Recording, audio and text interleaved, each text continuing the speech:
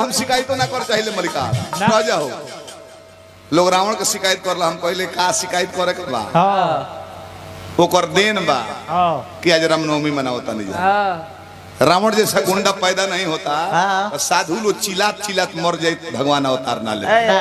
दर्शन दे देते तपस्या पर खुश होके रावण जैसा गुंडा पैदा नहीं होता तो हम लोग रामनवमी नहीं मनाते अगर कंस जैसा गुंडा पैदा नहीं हुआ होता तो हम लोग जन्माष्टमी नहीं मनाते महिषासुर जैसा गुंडा ना पैदा भई रही ताज हमने के दुर्गा पूजा ना मनती